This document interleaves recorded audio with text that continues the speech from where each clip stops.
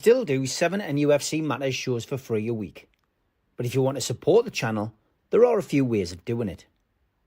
Hit the like button on each live broadcast or video. This helps the channel grow. Hit the subscribe button and select the all notifications option. Hit the thanks button to buy a super sticker.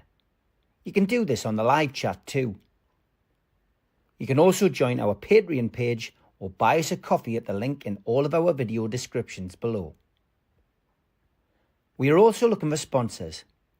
If you want our latest advertising rates and how you can get involved, then email John at nufcmatters1892@gmail.com. Thanks.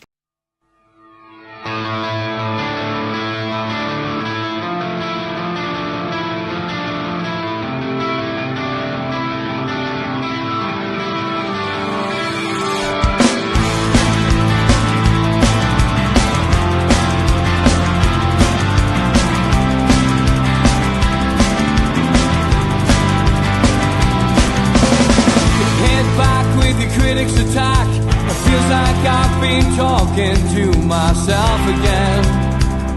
But it's the only way you're ever gonna learn. You look back and it's all in the past. I'm dwelling on the thoughts I cannot say to you. If I don't say the words, then maybe it's not true. And it feels alright when they come and say to you, the only thing that makes us all believe. Good evening, welcome to NUFC Matters, the perfect way to kickstart your Premiership Newcastle United weekend, and it didn't feel good to say that again on a live Amigos show. Welcome to George, Mitch, Burramag, Steve, and you at home, and as always, plenty to talk about in the next 2 hours or so on NUFC Matters. And I'm going to start with a poem from Kevin Marin, who emailed us at our email address. Don't forget, if you can't get into the chat or you've got something you want to say which is too long for the chat, nufcmatters1892@gmail.com is the place to send it. He went, Steve, Amigos, professionals et al. Wrote a little poem for Isak. I hope you all enjoy. We were so excited when you came to the town, but I never once thought you would act like a clown. Promise and trust broken, I hear you cry. Not from the Toon fans, so that's a big lie. I think you may have been misled by your agent, Vlado Lemick, who, reading between the lines, seems a bit of a comic. If it's Liverpool you want, then off you pop and enjoy your time with the entitled Merseyside lot. A hero on Tyneside you will never be known, as you've turned your back on the fans who now moan. What a greedy get that Isak turned out. I hope Bruno or Big Joe give him a clout. Now off you go and never look back, as the Toon fans will now never have your back. Who's Isak on the terraces? You will hear them shout. Oh, and don't let the door hit you on your way out. And that's from Kevin in Canada. Thank you, Kevin, for that. Very nice. Do enjoy your poem.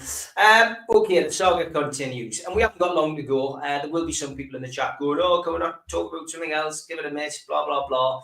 Unfortunately, it is the only show in town at the moment, and it was always going to be this way, with Liverpool on the horizon on Monday, which we'll talk about at the end of the show. Joel will give us the odds. Toon Stato's back to give us the rundown on the stats. But yeah, George, this was always going to be the way. And no movement at all. What we do have today is a new stance, some new copy, I guess, from Eddie Howe. One who normally plays with a straight bat, always very measured in his replies. You get the point that he probably rehearses this in front of the mirror. We had Lee Marshall back today, who has clearly had a little sabbatical prior to the Villa game for whatever reason. Sitting by his side, limiting everybody to 2 questions, limiting the press conference to half an hour. But I thought the press did very well and came up with some very good questions. Lee Ryder usually waits till the ending, usually every question's been asked. His very telling question towards the end of the podcast towards the end of the interview was very good, which was, Can you confirm that you spoke to Alexander Isak about his position? And he's, 2 weeks to go in the season. I thought it was quite a telling question. I felt it put Eddie on the spot a bit. He didn't expect it. But he confirmed, he said, I'm not going to lie, yes, I did. Now, obviously, that will lead to a whole host of speculation, because social media has been full this week of people suggesting that Alexander Isak chucked it after the Carabao Cup final. He certainly didn't play to the best of his ability in the last couple of weeks of the season, almost as if he was trying to avoid getting into the Champions League, so would help him leave. All of this, of course, is just subterfuge, rumour, allegations. It was a great question by Lee. And I don't want to see any under pressure, he doesn't deserve it, but at the same time, I felt it was a telling answer. But where are his other answers? There is still room to be integrated back into the team. I haven't spoken to him for 6 days. I spoke to him last week. How was he? Well, he was typical Isak. But we got all the usual answers we'd expect from Eddie, but I felt that question was very telling. But here we are, going into the Liverpool game on Monday, as I say, which we'll focus on later on, but he's still a Newcastle United player. There is not another offer on the table.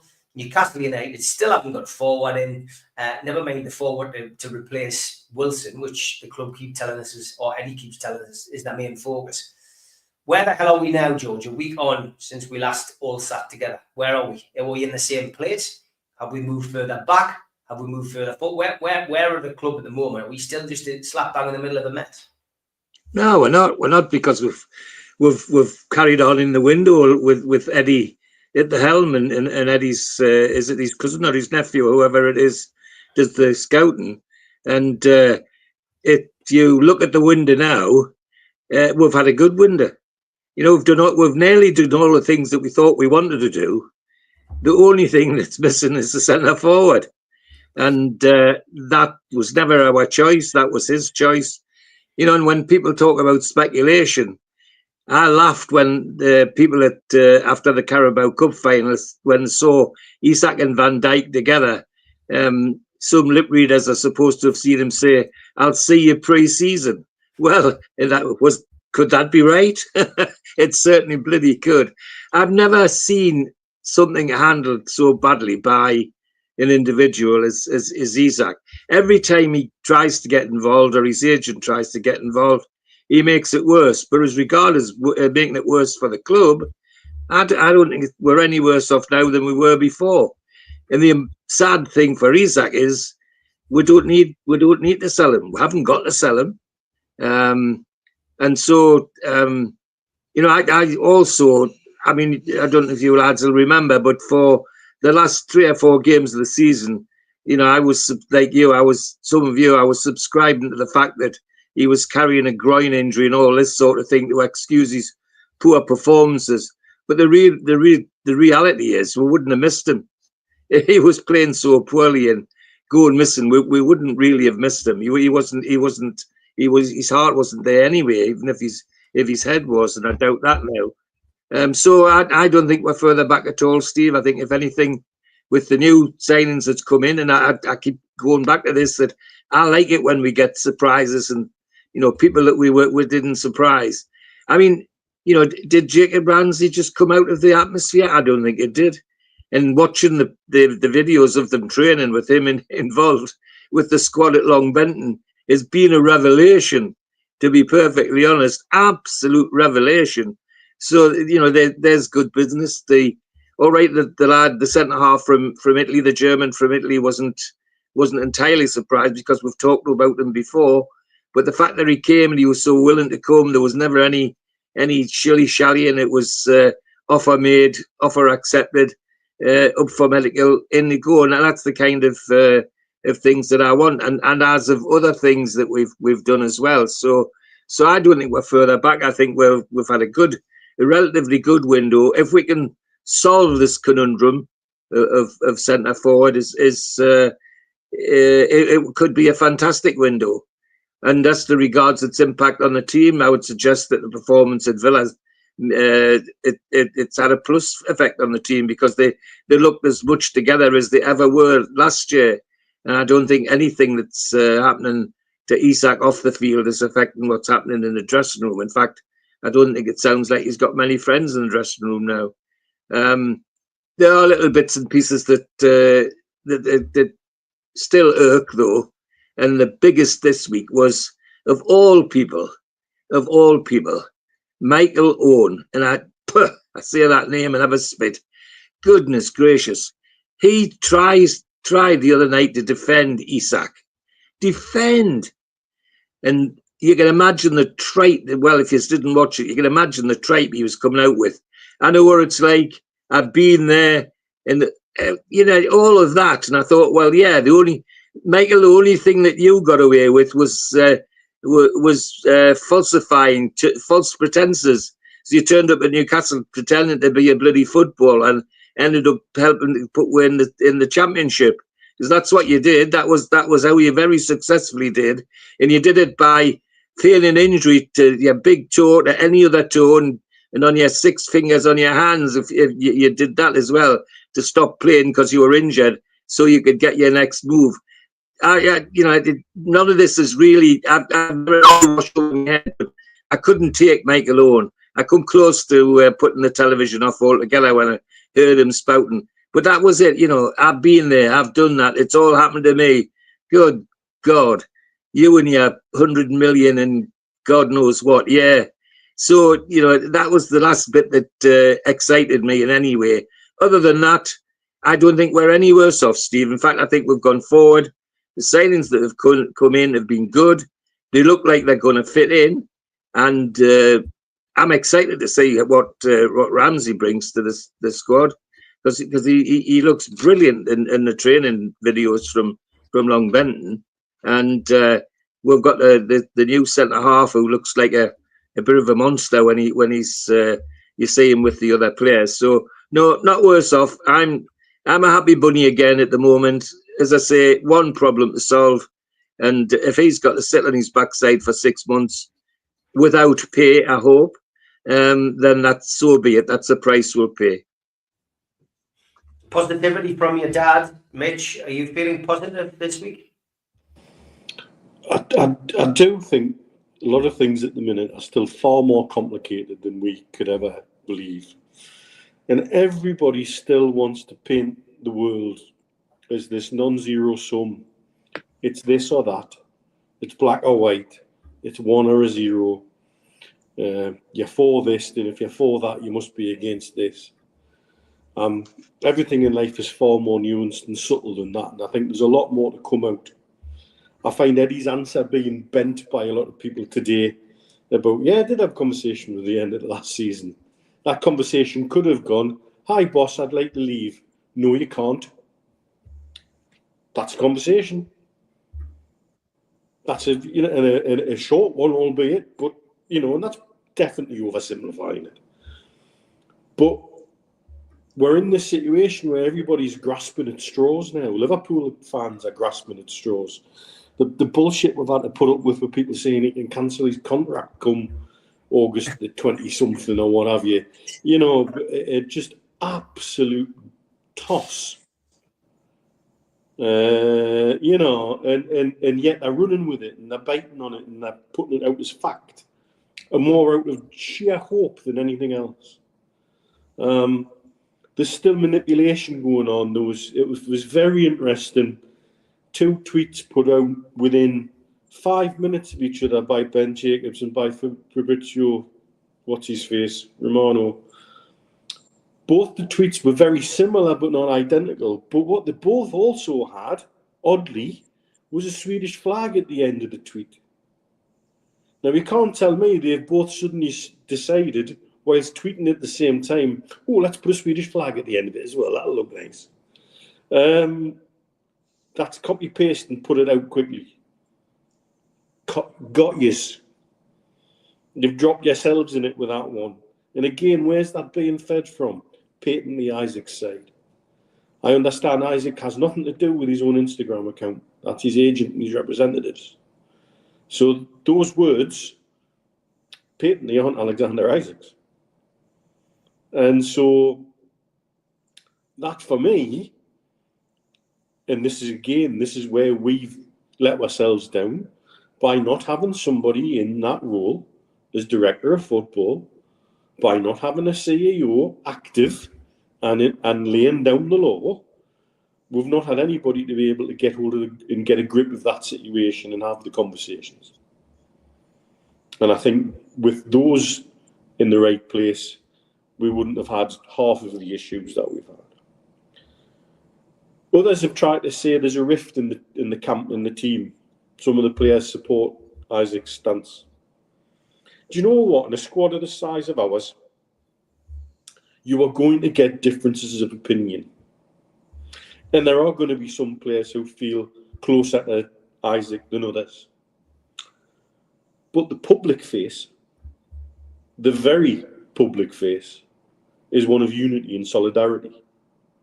That the club is better and bigger than everything else. Bruno's response that he put out as captain within seconds of Isak's account tweeting, putting out the comment, was, I think, very significant. And again, it's more subtle than this. It's not yes or no, black or white, with Isak or against them. There will be players who may have sympathy with his position.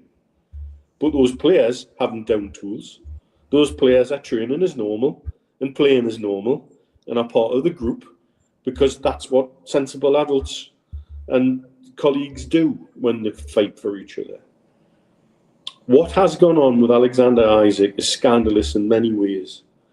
We are responsible for an inaction and having the right people in place to grasp the nettle and deal with it promptly and more rigorously, I believe. However, I still can't work out that somebody who was that unhappy at the end of the season went away happily to Austria, did all the photo shoots and video shoots for all the strip launches, and never once said, "No, I'm not doing that." And it wasn't until the day before we flew to Asia he decided, no. So whatever's gone on there, whoever's guided him to do that, it's been about maximum impact. It's been about making a statement from his side. And I think very much encouraged, by Liverpool. I'm going to use the words tapping up because that's what I believe they've done. And that's why they put the half-arsed bid in that they put in. They had to. They had no choice. They painted themselves and everybody else into a corner, because if they hadn't put a bid in, it would have looked even more sus. And what they're currently doing, having lowballed a bid, is hiding behind saying, "Oh, but it's the British transfer record." Yes, but by all the other transfer fees you alone have paid so far over the summer, you've set the bar, not us. If Florian Wirtz is 120 million, Alexander Isak's certainly worth a lot more than that. If Ekitike is 70 million, Alexander Isak's certainly worth more than 30 million more. Because you're getting the finished product, you're getting something which doesn't need any edges knocked off. You're getting somebody who has played in the Premier League and has flourished in the Premier League, from your eyes, in a worse team. Or the worst team that beat you in the Carabao Cup final, though. And I think we're seeing the so-called power play is backfired on them very badly. And so where does it leave everything? How much further on are we? Well, the closer we get to that transfer window closing every day, the more it looks likely that Alexander Isak will have no opportunity to stay at Newcastle United. What he does then is entirely up to him. But I think he has got a very difficult road back with his colleagues and with the fan base in particular. It'll take a lot more than a pathetic Instagram note to cross that bridge. The manager has patently left the door wide open. And it's over to you, Alex.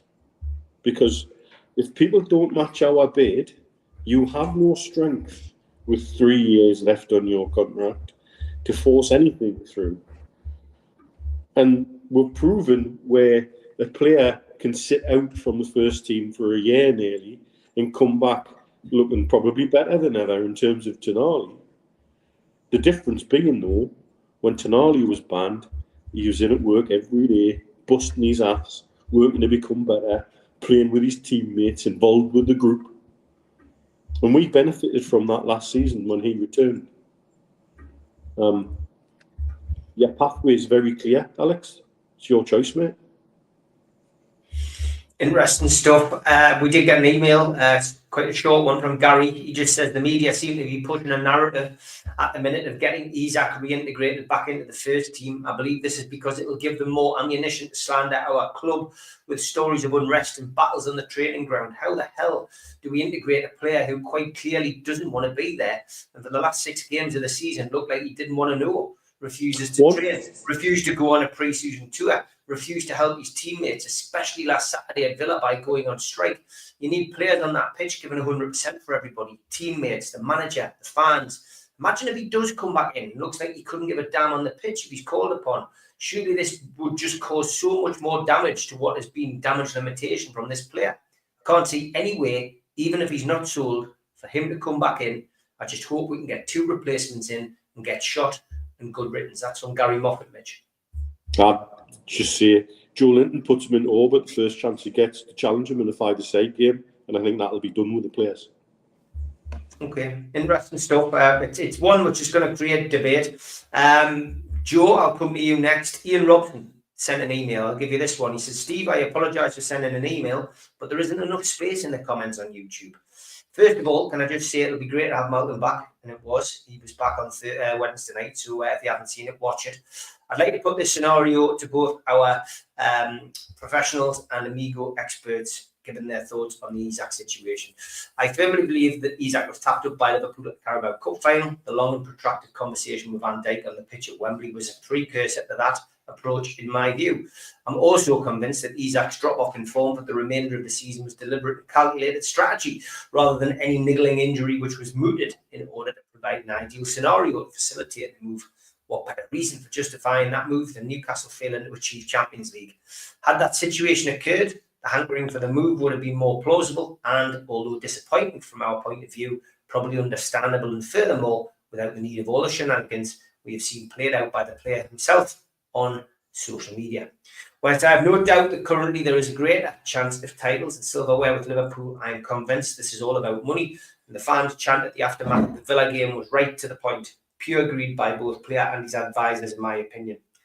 If we cast our minds back to the start of last season, Isak's form was questionable. It begs the question, was he sulking perhaps because Mitchell had just vetoed any increase in his salary with a new contract? Certainly took him a while to settle himself down, and now he's wedged himself into a corner. Can he come back from this? Club have left the door open, but is he likely to take it if, as seems likely at the minute, he's still a Newcastle player come the 2nd of September? That's from Ian. I mean, so many different opinions, so many people got theories. It's pushing people to write emails in, Joe. Where are we this week, do you think, with this? It's all really interesting. It's fascinating, isn't it? I guess there's a handful of people who know exactly what's gone on and who said what, whom, where, and when.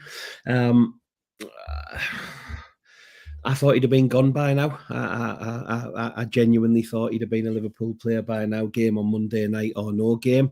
I think the timing of the, because fundamentally it almost felt a little bit like, I just need to tell you why I'm not at the PFA Player Awards. I've been invited. I was nominated for the top prize, and I'm not coming because.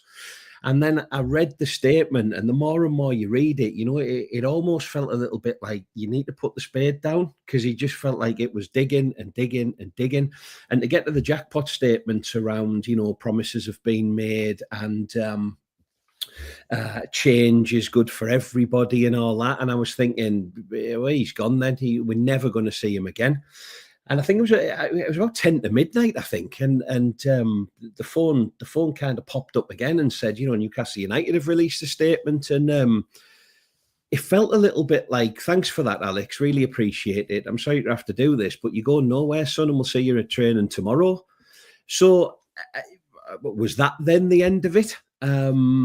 He is back at the training ground. Yes, he's playing one aside at the minute. I guess he got beat 1-0. But I think where does he go, Steve? You know, he is literally in no man's land. And I think Eddie Howe's comment, you know, this will be resolved soon. Yeah, it will, because the transfer window shuts. That's the resolution. The football club, we can't afford to sell him tomorrow because we haven't got any strikers. But we can't afford to keep a moody, disinterested, on strike, doesn't want to play, don't walk in the dressing room where Jamal Lascelles is player either. So we're in this ultimate kind of checkmate, aren't we? Who's going to blink? Who's going to move? Have Liverpool got the money? Have Liverpool got the 150, 60, 70 million that's been mooted? If they have, we need to see it because we need to sign someone. But like you said, where do you get 20, 25, 27, 30 goal a season strikers from? Last time I checked, they don't exist. And I think that's the thing that's hamstrung us. Wissa is a very, very good footballer, but I always got the sense that Wissa was coming in to replace Callum Wilson, and we talked about this. I don't think he was coming in to replace Alexander Isak. Now, if that's going to be the case and that happens, great, we'll get behind him and hope he scores 30 goals. But these lads are like gold dust. So where do you get them from? We've had Zlatan Ibrahimovic. We've had, a little comment dropped in from Liverpool, and a Slot answered the question today with a silly grin on his face, around Isak. Eddie Howe, what can he say? We can't come and pour any more fuel on the fire. We can't put the flames out. So what do we do? There's a Mexican standoff. We're all stood on the lawn with the guns pointing at each other. Fundamentally, he's under contract. Fundamentally, he belongs to Newcastle United, whether him or his agent or anybody else likes it or not. Does he come back into the fold? Yes, because he's going to have to. I don't subscribe at all to people saying let him rot in the reserves. You don't let £160 million asset rot in the reserves. It doesn't happen. So Howe's got a challenge on his hands, and we're led to believe that he's this fantastic motivator of men, fantastic, man manager, great with the guys. He's going to have to get some overtime done, isn't he? Him and Jason Tindall, this is going to be the biggest putting your arm around the player ever. I think, like Mitch said, do you just put him in the shower room with Lascelles and Joe Linton and say, see you in 5 minutes and it'll all be done? I don't know. But we're going to have to do something. Somebody's either going to have to fold their hand, or we're just going to have to say, right, you're back training. Monday provides an interesting dynamic to all this. We've got a game. We've got a Premier League game to play for against the champions, by the way, against a very, very good side. But I think after Monday, we're going to have to do something because the clock is ticking. Now, as George said, Jacob Ramsey fell from nowhere. Fantastic player, fantastic signing. Is it that we've got strikers lined up? And is it that come Tuesday, Wednesday, heading up a transfer deadline, we all feel a little bit better? And if they want him, they can have him. If they want a sulking, moody, I might go on strike centre forward, they can. Because in 3 seasons' time, when Real Madrid have mopped up everything, he'd probably want to go and play with them, play for them, won't he? Or Paris, or wherever he wants to go. So yeah, it's fascinating times. I still can't believe we're here. I said to the lads on WhatsApp the other night, I still can't believe we're in this position on the back of the season that we've had. But here we are. So do we stick? Do we twist? My head goes all over the place. I want rid of him. I never want to see him again. Sell him to anybody. I don't care. And then I remind myself that he's a world-class centre-forward who's just scored 27 goals, including the winner in a cup final. And even though he started last season poorly, and he certainly ended last season poorly, he scored 27 goals. And we need to replace that. Fundamentally, we need to replace that. I love Anthony Gordon. He was very off last season. I don't think he's going to score 27 goals. Neither is William Asula. Neither is Harvey Barnes. Neither is Anthony Elanga. So yeah, it's time to do something. And if he's not going, if Yasser Al-Rumayyan has said he is not for sale, he is not going anywhere, Howe's got to just get him back in that squad. We've just got to put him in and see what happens. because we need him and we're better with him than we are without him, particularly when he's looking around and we haven't got anybody else to replace him. So it won't be easy. It'll be, it'll be fractious. The stadium will arguably boo him, but when he scores a hat-trick against Arsenal, we might start to forget, Wayne Rooney, that there are other footballers who've been in this position. I am leaving, I am going, and then they've had to come back, with the tail between the legs and win people over. And if Alexander Isak wants to win me over by scoring 27 goals again, I'll clap him off the pitch. But yeah, we're going to have to do something. What is the right thing to do? We keep talking about the best interests of Newcastle United. The best interest of Newcastle United is to have a world-class centre-forward. That's the best interest of Newcastle United. It's just whether he's got a smile on his face or not. But if he scores goals, he can frown all day long for me. I don't care. Will the lads forgive and forget? Probably not. We've all worked with people who we don't like, we don't get on with, and we'd rather we didn't. But sometimes you've just got to,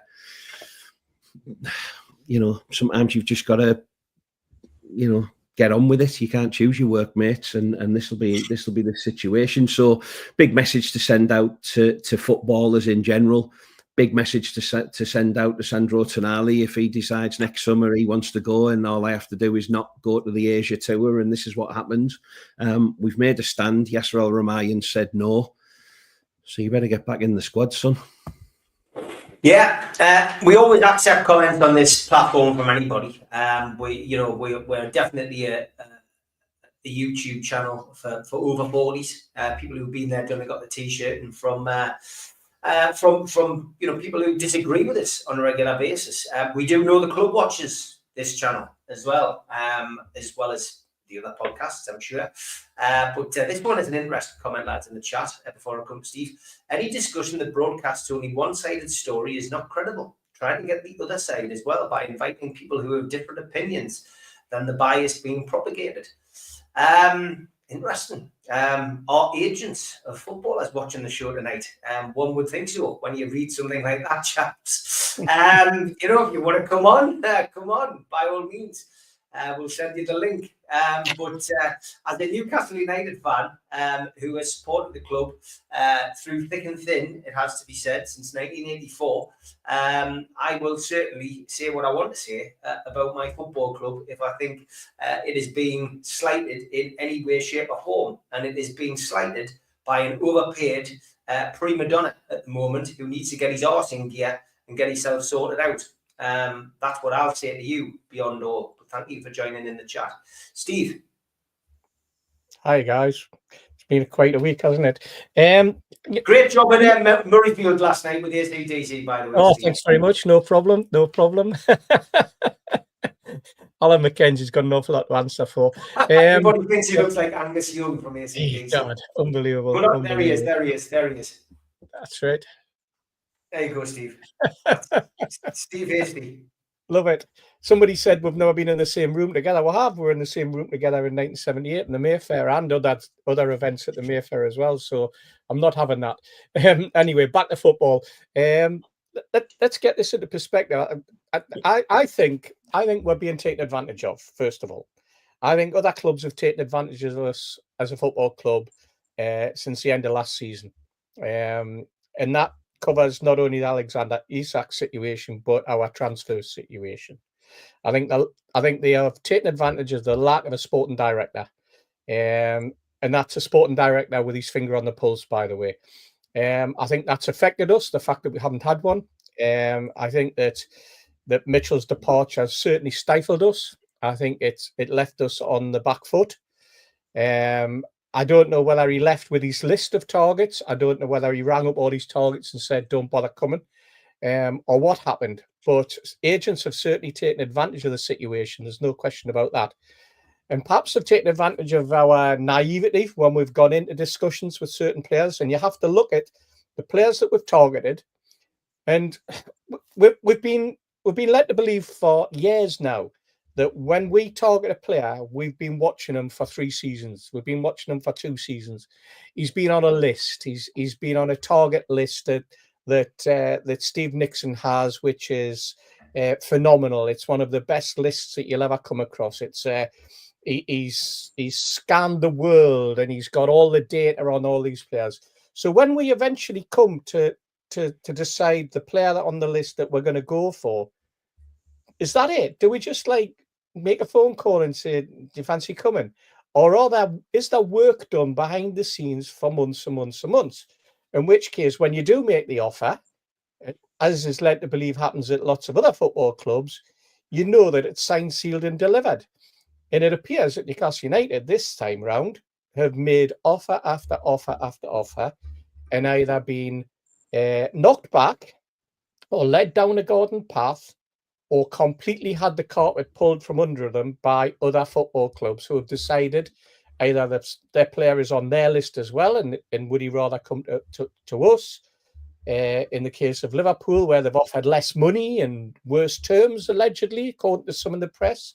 Maybe it's those press guys and maybe some of the people who have a different opinion might want to come on and talk about that and explain to us how Hugo Ekitike decided to go to Liverpool on less money. Let's question why Liverpool went for Hugo Ekitike and decided they were going to go for Alexander Isak as well. Very, very strange scenario to go for two players who seem to play an identical way, seem to play down the left, off the front, and are very similar. And Newcastle United had them lined up. And if Liverpool genuinely were after Alexander Isak, why did they make such a fuss over Ekitike in the first place? Because they could have got Alexander Isak at the cost of Ekitike. They could have put their bid in and said that's who our number one target is. Left Newcastle to run on Ekitike. Ekitike could have then turned us down at that point if he wanted. None of this happened. I think we when I look back over this summer, I will always say, you know what, the chairman's statement was the statement that we all overlooked. The statement that he made when it was first mooted that Alexander Isak was unhappy and wanted to move. And the chairman's statement was he's not for sale. Simple as that. And I think that is what is hanging over the football club now. I think that's why we're getting Eddie saying that he thinks there's a way back for Alexander Isak. He wants him back because he knows at the end of the day that chairman's put his foot down and he said he's not going. And all the stamping and crying in the world from Alexander Isak and from Liverpool and from fans on social media and fans of our fans as well who have been whipped up will mean absolutely nothing other than cause disharmony and discomfort and distress, either among the fan base or for the footballer himself. The footballer is obviously in denial because he doesn't accept what's been said. Whether he's even listening, I'm not too sure. One thing also that we've got to remember is that Newcastle United without Alexander Isak rarely score goals. We need Alexander Isak as our goal scorer. And if Alexander Isak leaves, okay, he has to be replaced, but he has to be replaced by someone of equal stature, somebody who we know can get goals. We are a team that, when you look at it, we'll score goals when Alexander Isak's in the team. We don't score necessarily when he's not in the team. And that's a concern and a worry that you know we can cry as much as we like, or we can scream as much as we like, but that's genuinely a fact. So how do we replace a 25, 26, 27 goals a season man? Is going to be very, very difficult, and it's difficult without the quality of sporting director whose finger's been on the pulse, trying to identify who those players and has them part of a master plan. And I think that's exactly where we are at the moment. I did speak to somebody who's quite high up in the football club, purely by coincidence, bumped into them on Wednesday, had a quick chat about it, and what they told me was backed up, and I'm talking about the statement that was made, was backed up today by Eddie Howe in the press conference. And that was that the only person that Alexander Isak has spoken to in the football club is Eddie Howe. 6 days ago. I laughed when I first heard it, and the more I thought about it, the more I thought, yeah, of course it is, because there's nobody else there. There's nobody else there for him to talk to of authority in the actual football playing side. And by that I mean the executive board, the sporting director, the the chief executive. He's not going to talk to the marketing director. He's not going to talk to the bloke who looks after the stadium and say, by the way, I want away. So who's left? And that's why it's all been left to Eddie. But it's all been left to Eddie because as far as the football club's concerned, he's not for sale. Simple as that. So Eddie, there's your lane. That's all you got to do. You just got to keep to that lane. You've got an unhappy player. He's going to have to come back to you. You do everything you can in your measure to make sure that the words you use keep Alexander Isak in a situation, or keep your mindset in a situation that you're going to have him back. If we change our mind and we decide to sell him, we'll let you know. At which point, we'll let you know who we're getting in it to replace him. The problem we've got is that list has shrunk and shrunk and shrunk. And we are now, and I don't mean this in a derogatory, we are now dipping in the bargain basement as far as top-class strikers. And by that, I mean strikers who'll get you 27 goals a season. They're rare as hen's teeth to begin with. And you know what? We're not even at the form. That's the problem. We're not even at the form. We're not even at the gates of the form to try and look for that hen or one with the teeth. And we are snookered without them. I honestly think we've got what is there? There's like 10 days of the window left. I think the window ends on does the window end on the 2nd? The 1st. First, late on in the day on the 1st. So by the 2nd of September, there's every likelihood that Alexander Isak walks through the door and Eddie says, don't come in at 1:30. You have to come in at 9. And he comes in at 9. And the rest of the squad are waiting for them. And they have a bit of banter. They tell him what to think of him. And then Eddie goes, right, lads, boots on, out. And then they start kicking lumps out of each other. And by lunchtime, they'll be best of pals again. Is it like the film Scum? We'll all have a pool ball in a sock. They can have as many pool balls in the socks that they want. But look at the holes in all those socks, Mitch. Yeah.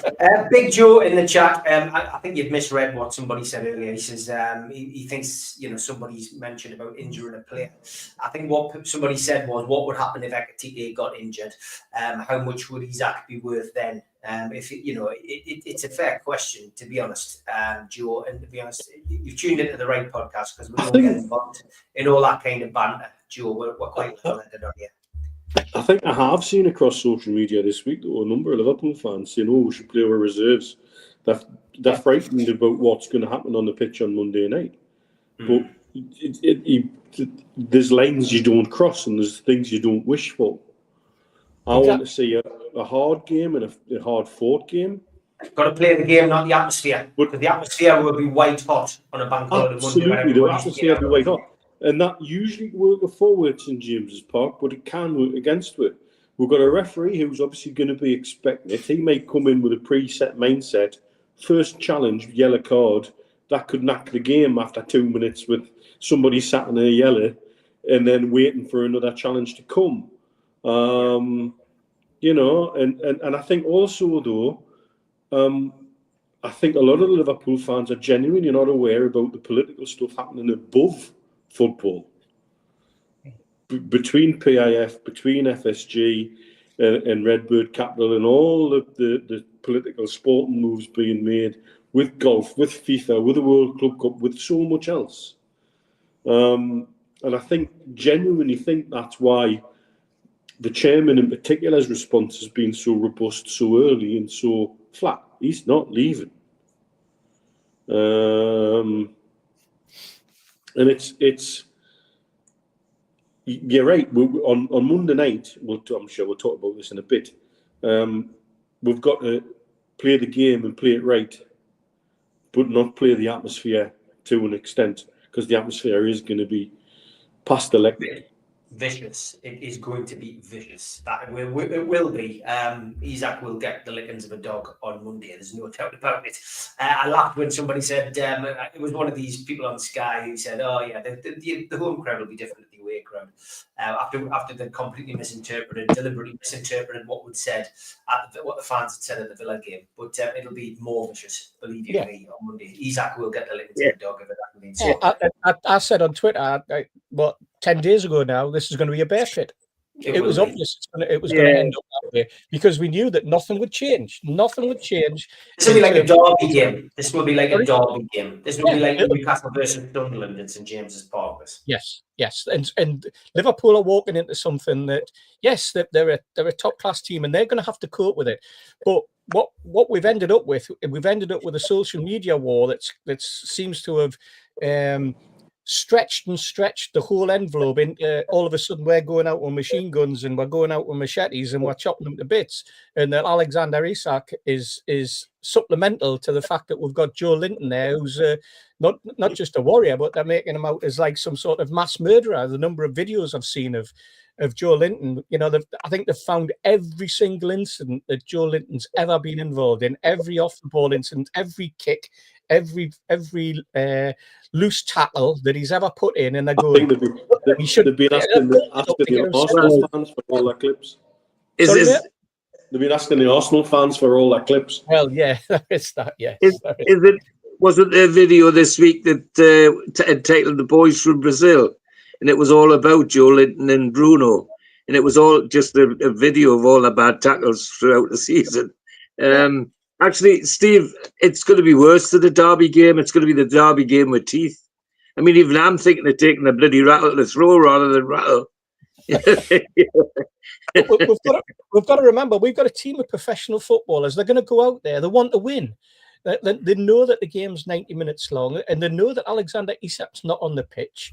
He's not wearing a red of Liverpool. Any angst they've got towards Alexander Isak is left until he returns, and they can have their say with him. But up until then, they're playing Liverpool, a team that they've already beaten in the cup final, the Carabao Cup final, a team that they played off the field for long stretches, and a team that they're very capable of beating again. Yes, they're the champions, but I haven't seen anything of them so far, either in the Charity Shield or in their first game, that would say that they're anything different. In terms of, suddenly turned into a team that's going to win every single game this season or anything like that. And I'm thinking to myself, you know what? We just play a normal game, the game that we play against Liverpool, the game that we played in the cup final, and we can easily get a result. And we did that fair and square. We did that without tackles that were over the top or without bookings. Without any very foul play, and with a supporter base behind the team 110% for 90 minutes, and the additional 8 that got added on that nobody could ever understand where it came from. But that's football. It's just going to be a very, very exciting game. But getting back to where we are with the Alexander Isak situation, I'm looking at it now and I'm thinking, right, well, what is Eddie doing? He's just laying the grounds for the time when Isak comes back, or until he's told otherwise by the chairman, probably after the Liverpool game, if it's going to come at any particular time, that, you know what, we're going to let him go. But the only way they'll do that is if the team behind Eddie Howe have managed to find a ready-made replacement. And as I say, the pool is getting smaller and smaller and smaller. We're going to end at this rate. We're going to end up with Mitro back. We're going to have to go to Saudi Arabia. We're going to have to drag Mitro back by his ears, and then we're going to be in an argument with the EPL because they're going to say we've paid less than we should have for him. It segues nicely into a question that was being sent by Ted the Macker, who will be on with me tomorrow morning, 10 o'clock, for 3 Crowd, the North East Football podcast, returning in the morning. I just want to say as well, because I know what happens with George. People love to have a go at George on this programme in the chat. George is not endorsing octogenarians to throw rattles at the game on Monday. I just want to get that in. That is what happened. Joe will be. Joe's laughing there, but yeah, George will be gets accused. He's giving that to the kids. Absolutely. Ted the Magnus says, question for you all, lads. Given the Isak situation, does it concern you the club have been linked with Wissa, given that he's essentially pulling an Isak on Brentford? So, Steve, I'll give you that. I'll give you this first, Steve. It does me. It leaves me with a nasty taste, because I'm not happy with what Isak's doing, and I must admit I'm not happy with the way that Wissa's gone about it. I think, if anything, we could probably turn around and say that Newcastle United have mismanaged that in the same way as Liverpool have mismanaged theirs, with the bid for Isak. But having said that, it would appear that what's happening with Brentford is they're just up and up and up in the price every time we've gone. Have we lowballed every time? I'm not too sure. But what I would say is that I don't particularly like it. And there was a part of me this afternoon when I heard that Wissa was back training with Brentford and was being considered for the match tomorrow. That made me feel, well, that's good. That's good. That's good for Brentford. I'm pleased because if I cannot be a hypocrite and condemn what's happening with Alexander Isak without really coming back on at Absolutely. the situation. And if he did sign for us, I would say, "Howe, lads, that was a bit much." That's the way I feel about it. Are we that desperate that we've been able to, or been trying to play a club like Brentford? Are we trying to get retribution for anything that Brentford might have done in the past when it came to votes in the EPL chairman's meetings? I don't know, but quite frankly, it's crap. It's useless, pointless, and I think Wissa has been totally out of order in the way that he's gone, even if he has been made all sorts of promises. Yeah, he's nearly 29. By the time he signs for us, if he did, the day after the window closes, he turns to 29. You know, that's some age for the player that they're talking about to try and get £60 million for, and I don't think it'll happen. Joe, what's your feelings then on Wissa? Ted the Mackin was asking us. Can I just say I'm not there on Monday night, so I think it'll be crap. I think it'll be 0-0, and I wouldn't bother going. Yeah, I totally agree with Steve. Steve, that really confused me there. I can't. I've got to agree, Steve. I can't sit here and say I'm not happy with Alexander Isak, but you know, Johan Wissa's brilliant for doing what he's doing. It would be hypocritical. So yeah, absolutely. I don't agree with what Isak's doing. I don't agree with what Wissa's doing, and I don't agree with any footballer or you know, who decides that they'll down tools and go on strike to get their move. Yes, I'll get behind him if we sign, but like Steve said, there's still that bit of taste, isn't there? You know, there's something about their character, and it's interesting because Eddie Howe continuously, since the day he came in, you know, continuously talking about the makeup of the man, you know, and a certain characteristic, certain character type that'll fit into the squad, and yet here we are chasing someone else who's currently on strike. So yeah, interesting dynamic for me. Mitch? You can't criticise Alexander Isak and then condone Wissa. You can't. Although it is noted that Wissa is now training back with Brentford and has been pictured doing so. So he's had his toys out of the cot moment and he's come back to the fold. And so that's what a professional should do. You always worry if he's capable of doing it there. If somebody was to come along for him this time next year, would he do the same to us? And you don't want that. I don't want that to creep into the game. I don't want that to be a regular thing that players do. Players have enough power as it is. I see somebody quoting Article 17 there in the chat. Dear me, go in, read it, and fully understand what it implies. There's absolutely no way he can invoke Article 17 anytime soon, because it's not what it's intended for. The case law is not even enshrined in law yet. The DRA case is still technically ongoing, and it's also designed for transfers between federations. Usually when somebody's had a contract breached unilaterally by the club, not by the player. And there are hundreds of players in that situation, by the way, where clubs let them down. They're usually Asian or Far Eastern or Russian clubs, and the players looking to get away from a contract that they're involved with. They feel that the club have breached their side, owed wages, etc.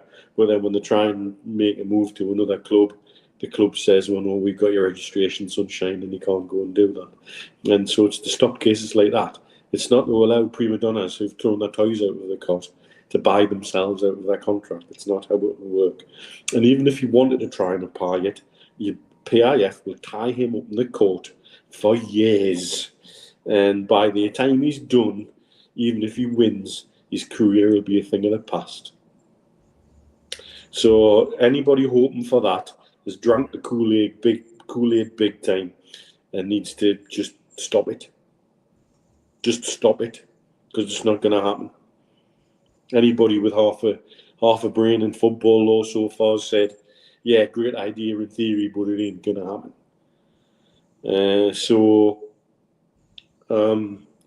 But this is what's happening here at the minute. Stuff's being put out as fact, and then people are running with it. Eddie's words are being taken out of context.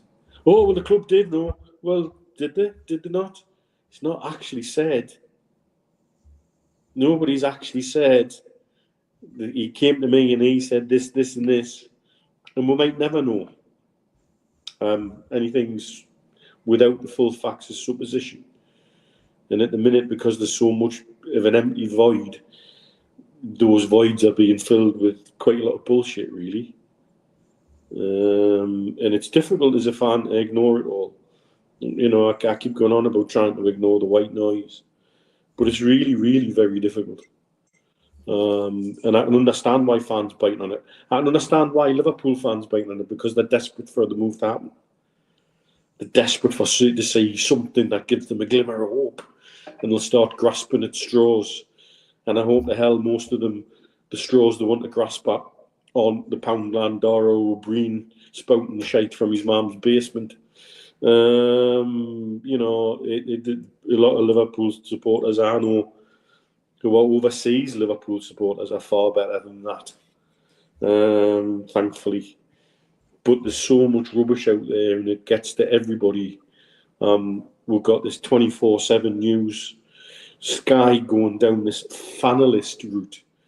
Well, what they're ignoring is they've had the biggest Liverpool fanalist working for them for years in Jamie Carragher, and still is. And he's coming out with an absolute load of toss, left, right, and centre, and being allowed to. And it's tiring. I cannot wait for this window to shut, just to get back to football and football only. But you somehow think that if we get past the window closing and there's still no resolution, it'll still somehow hang around like a bad smell for some time, until we see a reintegration or some break in the Mexican standoff. And it's really, it's draining. It's draining for everybody. And it's very difficult to see how it's going to go forward without an obvious break in where everybody's position is at. And I have to say, I think I've done quite well with my language, given that my daughter's sat next to me dad and me. Yeah, George, you were shaking your head, about Wissa. I mean, some people have pointed out Wissa, of course, was promised he could leave if a certain amount was bid for him, so it's slightly different to the exact situation. How do you feel about Wissa? Well, the honest truth is, Steve, I feel like about Wissa and Isak and anybody else in football. Once a footballer says, "I'm not playing, I'm not training," goodbye. How dare they? This is Newcastle United. This is my team. Get lost. Don't want you. Don't care who you are. So what about Wissa? Well, torn initially because there was evidence, or supposedly evidence, that he has a written deal about the fact that he could go if the right money was paid. I'm not sure that that's the truth now. Well, he's in no better position than Isak is. It was a verbal promise, if there was a promise at all. So I feel as ambivalent to him as I do to Isak. But the point that gets us is, once a player, and we've had some, haven't we? All the way. You know what? Even all the way back to the 1951 Cup final when we played Blackpool, Joe Harvey went to see Stan Seymour the week before the final and threatened to strike with the whole team because of the fee they were going to be paid. They were going to be paid a match fee of 12 quid. Where Blackpool were getting 30 quid. And then Charlie Crowe found out that the bandsman in the Coldstream Guards band were getting 25 quid. And eventually Seymour decided to compromise and give our lot 20 quid, and the strike was off. Guess who encouraged the strike? Bloody Len Shackleton from Sunderland, because he was Jackie Milburn's best mate. And he went to Buxton, to the training camp there, to encourage them to get involved. So, you know, this is small beer. They've been around as long as I have. But you can go through the list. You know, Kabai, and I would suggest Owen, and others, Dark Here and Dyer. I don't care how good they are. Once they've turned their back on my team, I don't want them there. That's not good enough. That's beyond the pale as far as I'm concerned. And it's all right talking about playing them back into the squad and all this sort of thing. Play them back into the squad all you like. There will be players in that team, in that dressing room, who will resent them, and that resentment will fester and fester and fester until it comes back and bites you in the bottom some way. So no, don't want that attitude with my team at all. This is Newcastle United. We're bigger than any of them, and so I don't want them. It just shows at the moment where the football is in terms of how the money's been twisted, how the integrity of the game is disappearing down the plug hole with every message that comes out from various clubs. I watched something this morning on a YouTube thing talking about the top 5 wealthiest clubs in the UK. And guess what? Newcastle didn't get a mention.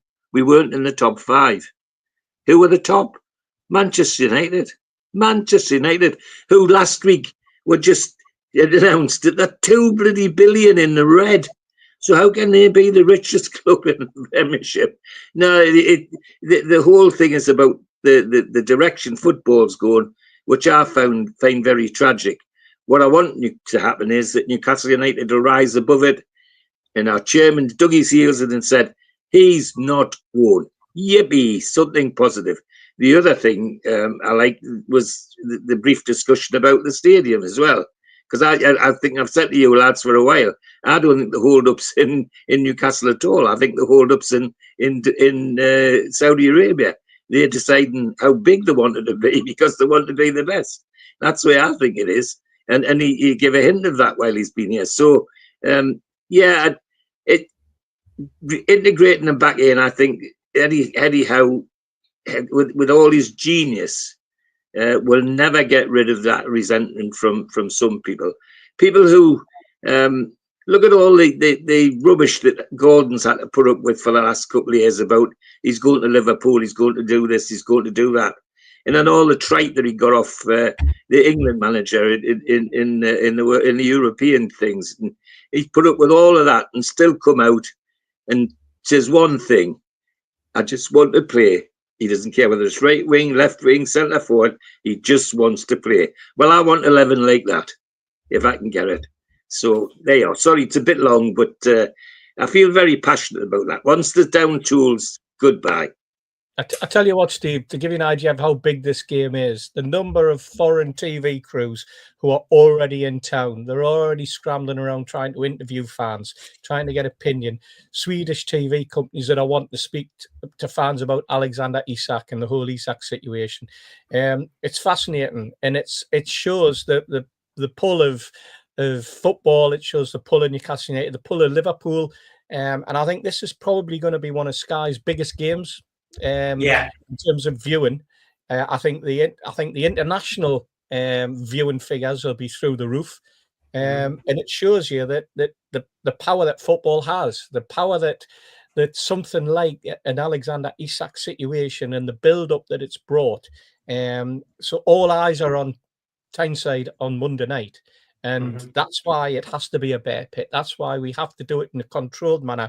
But that's why we have to show them what atmosphere can really be like, and how, whenever we've talked about the 12th man, boy, can we be the 12th man on Monday night. Yeah, and it's great to war flags to organise an NUFC Matters flag display as well for the night. I mean, that would be great of them. Well, we've been talking all night about a 27-goal centre forward. On Monday night, the most dangerous player on the field for Liverpool, for us against Liverpool, will be Big Dan Burn. They'll be wetting themselves. Brilliant stuff. Halfway through the show, time for the ads. A big thanks to all our sponsors, Skips and Bins. You can find them at their website, skipsandbins.com. Contact them at www.skipsandbins.com/contact. Say hello to low-cost waste disposal with pay-as-you-go and contract waste management. A big thanks to Mr. Vicky's Sauces, handmade in Cumbria. You can find them at their website, mrvickies.co.uk. Email info@mrvickies.co.uk or telephone 01768 210 102. Thanks to our fanzine sponsor, United Group Travel. There are no strangers on our tours, just friends you haven't met yet.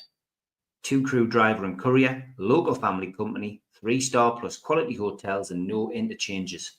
Hot and cold snacks and drinks available on the coach, all excursions included.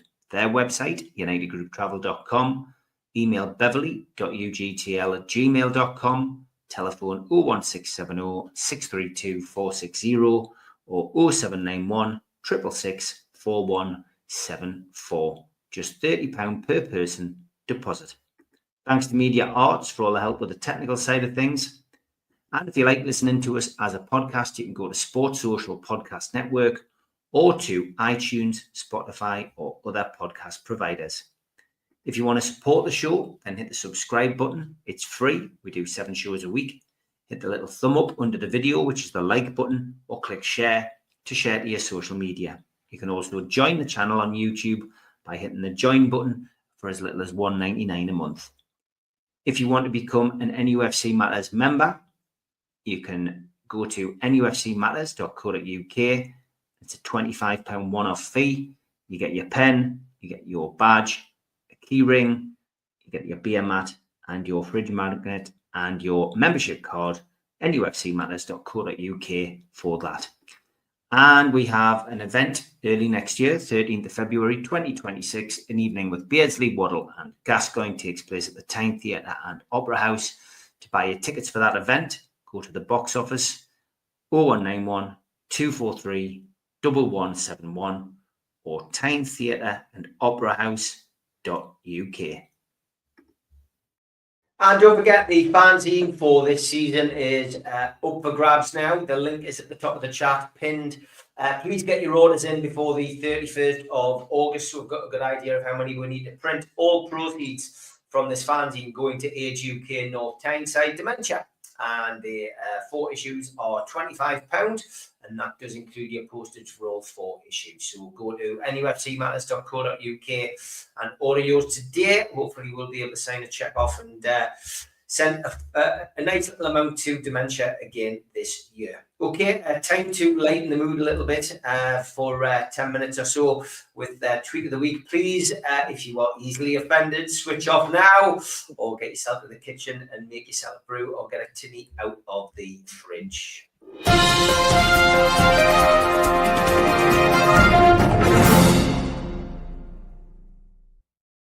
Thanks to all the usual suspects for sending this over. We had an early lookalike, Peter Sutcliffe, in with a few of the most famous faces in football. Can you spot him, lads? There he is, yes. It looks like the Yorkshire Ripper. Yeah, I don't even know who it is. I found somebody sent me that over and said, who's that next to Jack Charlton? Is that Peter Sutcliffe? It does actually look like the Yorkshire Ripper. So a lookalike. Yeah. More of the funny lookalikes, Steve Hasty lookalikes have been sent in. You notice Steve's gone missing on the screen when these have been sent in. Thank you, as always, for these Steve Hasty lookalikes. Also, plenty signs sent in today. We've got that many signs. I probably have to do two different versions. Jimmy Moore sent a selection of signs in from the US of A. What on earth that means? Yeah. What on earth that means? And what on earth that means, Jimmy, I've got no idea. But Jimmy, wherever you go for your signs, mate, keep doing it. They do make for an interesting view. And he also sent us this one: push in all the way and hold until balls release. Thank you, Jimmy. Wonderful, wonderful stuff, as always. Somewhere where I don't think I'll And go that's eat. how I got banned from the social club. And that's how you got banned from the social club, exactly. Come and eat, Food Point, multi-cuisine, I bet it is. And this one again from Jimmy, Isaac's favourite restaurant, he says, rat beef sandwich available. I see what you did there, Jimmy. He texted the wrong number and it was a cop. You still coming through to pick up the weed? Yeah, I'm on my way. You're not invited, and I meant birdseed, he says. And what Americans think Scottish wildlife is like, what Scottish wildlife is actually like. Very good.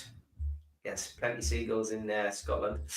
And just to be clear, you're not cooking dinner then, says the husband. Oh, God. I know a few people would actually ask that question as well. Coughing, £300, 6'2" foot coughing for sale due to wrong diagnosis. Any inquiries, please give me a call.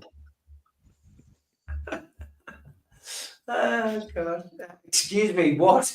Gavin gone. It's like a fireman came in your mouth. Yeah. And tighten the screws, but do not tighten them, was the latest instruction on a piece of IKEA furniture. That's Sweden for you. And wood chopping board, avoid staining, do not soak, do not use as a chopping board. Wonderful advice. No wonder I keep out of the kitchen, lads. And Bude Beaches Museum anal. People heading to Bude for all the wrong reasons. And thrilling chase underway here, lads. And just to make sure that people don't think I am mocking war, this is why we give a warning to this. Free pallet line. Oh. Very good. But and Robin, what's your real name? Dick. It's short for Richard. I always wondered, how does one get Dick from Richard? Just ask nicely. Yeah. And Guy, I broke my arm in 3 places. Doctor, well, don't go to those places. Never snort Viagra, lads. Interesting tip there. Literally, an interesting tip. And nothing really matters. Who chairs? Yeah. People go to a lot of effort to create these things. These things, lads. And dark bread. Garlic bread. Oh, dear me. And men, what's preventing you from dressing like this? Alex says, I understand drier settings. And this museum looks very legit, lads. Museum of Fire, use next exit. And Neil Diamond used to be called Neil Cole until the pressure got to him. Oh, God. And this woman was asked to cover up while she was breastfeeding. A legend was born, says Andrea. And when your dad helps you dress up for Halloween. Yeah, sooner than we think, folks. I've sent another lookalike in. This was Joe Willock, looking quite upset about the Alexander Isak situation. Oh, God. I hope the bloke knew you were taking that photograph and he was going to be made a legend tonight. I'm confused how a cemetery can raise its funeral prices and blame it on the cost of living. And wash my butt lives in Islamabad. Wash it yourself, says Shaban Singh. And what do you do for a living? I'm a spy. Why are you dressed like a shepherd? I'm a shepherd spy. Oh, I do like that one. When you're driving and all of a sudden you're hungry like a wolf, lads. Duran, of course. And she wanted a new pair of boots to match her leggings. you to the numerous people who sent us that one today. It goes down well in the desert, apparently. Last night, my wife sent me a text saying she was in casualty when I got home. I watched all 50 minutes of it and never saw her once. She still hasn't come home yet. I'm starving. By the same guy in the hospital. Yeah. And her husband comes home and sees his wife painting the living room, but she had a raincoat and her fur coat on. He asks why she has her coats on. She replies, I read the can. It said, for best result, put on 2 coats. And what time is it? I don't know. Pass me that trombone and I'll find out. Blows trombone loudly. Someone shouts, who's that playing the trombone at 2 a.m.? The dog like that one. Billie Eilish is just Cillian Murphy in a wig. I can never unsee this now. Very good, yeah. It does look a bit like. And a bit of a sing-along. American Eagle. Goodbye, Norma Jeans. Hello there. Lord Vader, we found the rebel base. That's class. It is, isn't it? You want one, don't you? Even though you can't play the guitar. I do, yeah. But even the straps Chewbacca's bandolier. Bloody hell. Yeah. It's an older coat, sir, but it still checks out. We all wanted a Casio watch. I bet Mitch had one. And I still have. I knew you'd have one. Last few, Manchester United, back to where they belong, 15. Ooh, I love winding Melly up this week. I bet you can. I could do a full hour on me and Melly's WhatsApp chat every week. You know, it's hilarious. Did I tell everybody that he said mind the gap? I sent him the message mind the gap after the first weekend of fixtures, and then he sent me one back of Sunderland being above us. Oh, that's the worst comeback ever. My girlfriend sent me kisses. Looked strange.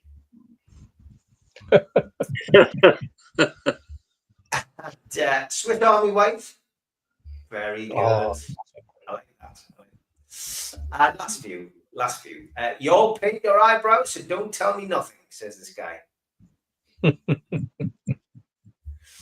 And where should we finish? We'll finish with these two. Newcastle Careers Fair. Gary put his post up. He says, wonder if the players will turn up to sign or CEO or DOF. Take your pick. Very good, Gary. And when you and your cat are fighting, that is so true, by the way. That's definitely what our cat does. And then we'll finish with a song. Ooh, ah, just a little bit. Ooh, ah, Elizabeth Moore. Oh. Excellent. If you've got a tweet you want to send us, get yourself to our email, nufcmatterspodcast@gmail.com, and we will feature them on the show next week.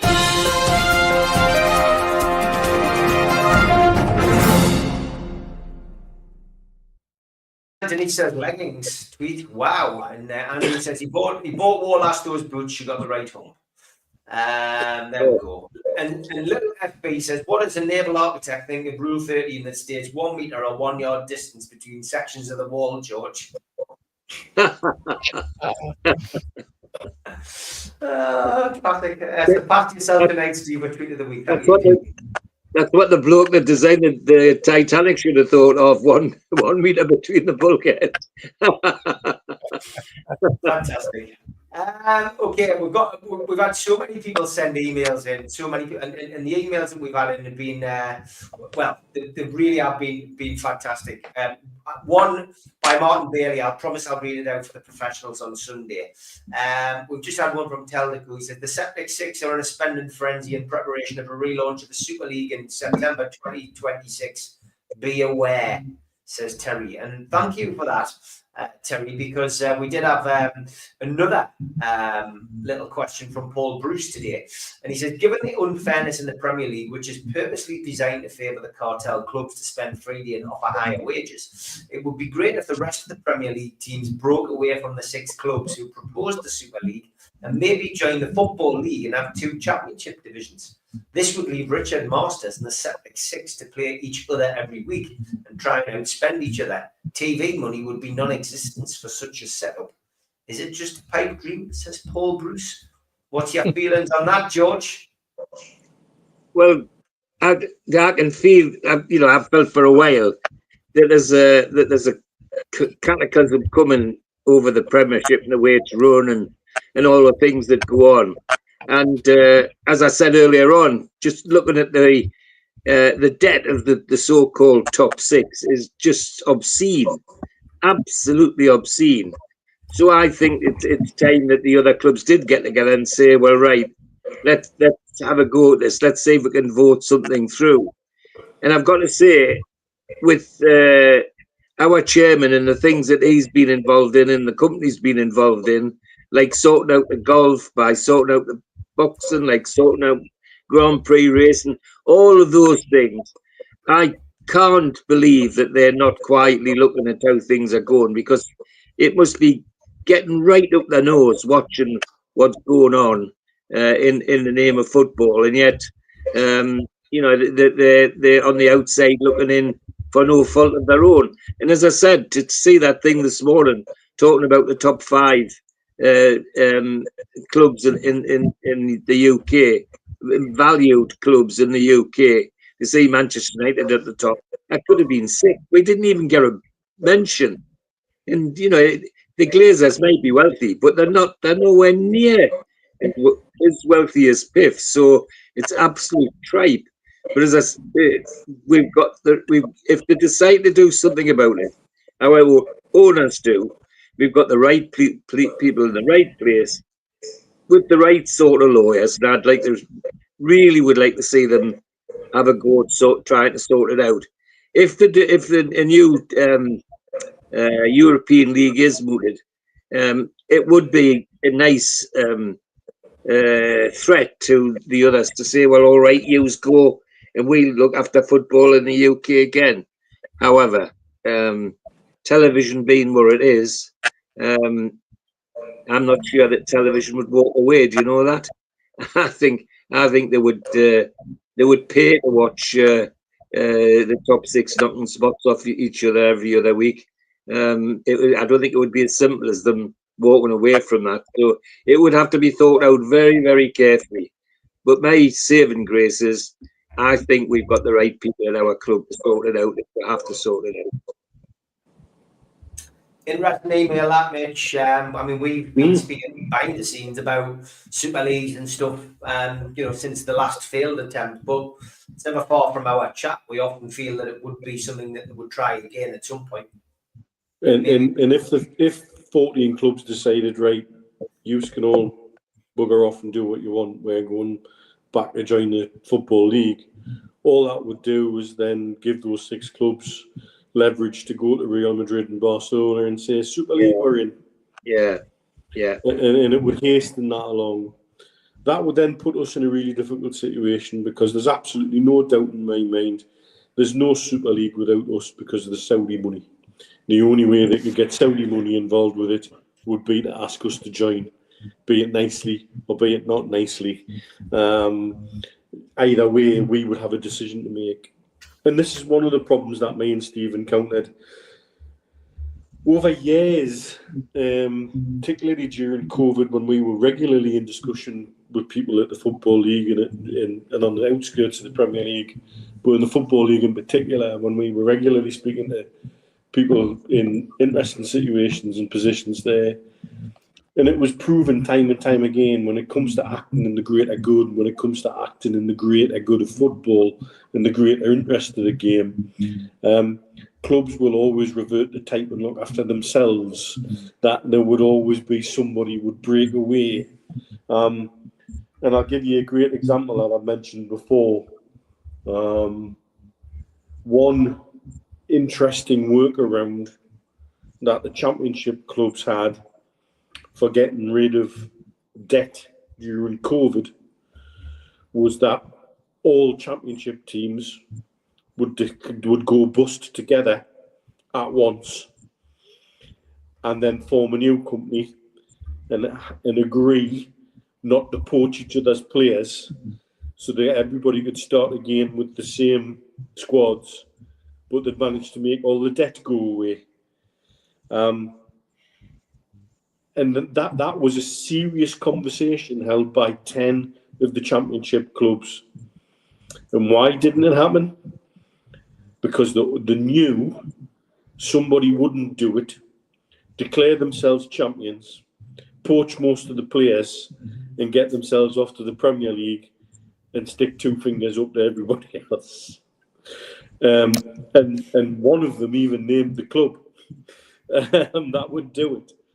And as fascinating as those conversations were, you know, it was all pie in the sky, really. But it just showed. And when COVID hit and they were saying, right, we need to stop the league, how would we decide the league positions? Do we go on average points? Do we go on this? Do we go on that? There was always at least one dissenter. And that was the one who was going to miss out from a playoff position by a point or a percentage of a point even. Because they were like, no, hang on, this isn't fair. We're entitled for this because of this, this and this. And it's why League One and League Two took so long to come to an amicable decision, and why a couple of clubs subsequently went under because they held on just too long during that time and they couldn't kick the can down the road anymore. Anything when it comes to finance in football, they're going to go with a strong hand. I think if things stay as they are, one thing I think we will see very soon is a move to 18 teams in the Premiership. And I think the angle they'll use is if it continues that the same 3 clubs come up and the same 3 clubs go back down again, somebody will stop and say, this is pointless, there's no competition. What we're going to do is we're going to go to a playoff system where the team that finishes top of the Championship plays off against the team that finishes against the bottom of the Premier League, and we'll lose 2 other clubs along it, and there we go, we're at 18 teams. And I think they would get enough votes for that.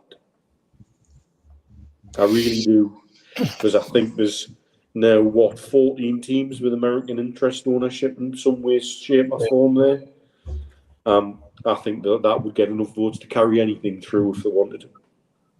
And that I think is the next battle we're going to face, is a reduction of the teams in the Premier League. And the excuse they'll use is that the teams coming up aren't competitive enough. And doesn't that sound like a move towards no relegation? Yeah. Steve, what's your thoughts on a potential, that potential idea about teams just saying, well, actually, we'll move on. We'll move on and leave you top 6 to get on with it. I think it's an absolute classic, and it's wonderful thinking outside the box, and it's the sort of thing I love to hear. It's the sort of thing that I would sort of create in my little own world of my mind, because it's just one of those things. I mean, the big issue, of course, is that the Super League was also being in the Premier League as well. So they wanted both pieces of the pie. They wanted to be in both. Super League was to replace the Champions League, and that was going to be played in midweek, and the Premier League was going to be played at the weekend. And so they were in both competitions. The way that it's just been described implies that we kick them out of the Premier League and they go and find somewhere else to play, or they have a Premier League of 6. Mitch is probably right. There will be clubs in the Championship who would go, we'll take your place, we'll take your place. And I think that's probably why there's probably more likelihood of us moving. And I do agree with Mitch to a certain extent that we're heading towards an 18-team Premier League in the next 3 or 4 seasons. It's just a case very much of how the vote goes in terms of who's going to vote to kick themselves out, because that's ostensibly what they're doing, which makes me think that there'll probably be a Premier League 2, and they'll have already looked at the Championship and went and go, right, well, who are the top teams? Who are the teams that within the Championship really have, held their own over a period of time in the Premier League, but not managed it to sustain it because of one reason or another? And I'm thinking of the likes of, let's say, West Bromwich Albion, for example, just so happen to be owned by Americans. Those type of clubs in the Championship, because there's actually, I think in the Football League now there are 50 odd clubs that have played at some point in the Premier League. And, you look at Bradford City, they were right at the very beginning. It's fascinating. Oldham, I think, were either in the Premier League or just missed out. They were. They were in it. You've got Swansea. We played them in the Premier League, Steve. Yeah. We've got Swansea. We've got Cardiff. We've got Reading. Birmingham. Birmingham are on the up now. We've got Wrexham, who are really pulling up trees. And let's face it, Wrexham and Birmingham, just taking those two clubs, they would jump at the chance of it being a Premier League 2 and the possibility to get into a Premier League 1. And I think that's probably where we're heading more than anything. And I think that's because the other reason being, of course, that at the moment the Football League and the Premier League just cannot agree on the financial solution to resolve what really is turned into an impasse. And they're talking over what basically are small percentages, but big money. And I think what the Premier League have forgotten about is the way that the pyramid, the purpose of the pyramid, the number of players that have played in the pyramid, the number of players who have come up the league and made it, and the number of clubs that benefit. And we had a good conversation earlier in the week about academies, and I went down to Wallsend Boys Club the other night to chat to my old friend Steve Dale, and we were talking about that. And I think they've had 97 players come out of Wallsend Boys Club that have played in the Football League and Premier League over the years. So heading towards 100. I don't think they get the recognition that they deserve. But at the same time, of all of those 97 players, and let's say it was, over the years, and the Wallsend Boys Club's been around for like well over 60 years, you're talking about 1.5 players a year, if you worked it out that way. But for every player that's played in the Premier League or played in the Football League and made it as a professional footballer, they've all needed at least 10 players to play alongside to help them to carry the water. These are the water carriers, lads in the team. And I think, we forget that football's a team game. And we do need the Football League. We do need the pyramid to bring players through. Very much, and I think it's something that at the very top of the league they seem to have forgotten about. But you know what? There are. It's greed. At the end of the day, it's greed. It's money talking, and it's greed. That has got us into a situation where even as fans, we're now talking about something like a Premier League 2. And you're thinking there should be no need for that. There should be no concerns and worries if you get relegated. There should be no financial cliff that you're going to fall over and ruin your football club. And for every Wrexham and for every Birmingham who's trying to spend their way to get into the Premier League, you look at the clubs that have fallen by the wayside with massive debt. You look at the Readings of this world and Swindons and teams like that have been in the Premier League and tried to do it through spending and failed. And it's at the end of the day, it all boils down to money. And I think the best way to describe it was I was listening to somebody talking, and they said, I thought it was a classic, given how many, and this falls back to what George just said about debt. And teams at the very top debt, and those very people at the top of the game running those clubs are arguing that they don't want to give the money to the teams lower down into the pyramid because they're not too sure how they're going to spend that money and they might waste it. And you're thinking, God, dear me, what a flaming cheek those guys have got, the money that they've wasted over the years. Absolutely shocking, because they're not even making money. They are losing money. They are spending money that they don't even have. They are borrowing money hand over fist. Yes, the football club might operate at a profit year on year in terms of turnover, but the amount of debt that they're carrying, and it's a prime example of those idiots in the city that say debt is good. you find when you become a billionaire that you actually don't spend a penny. You spend somebody else's money.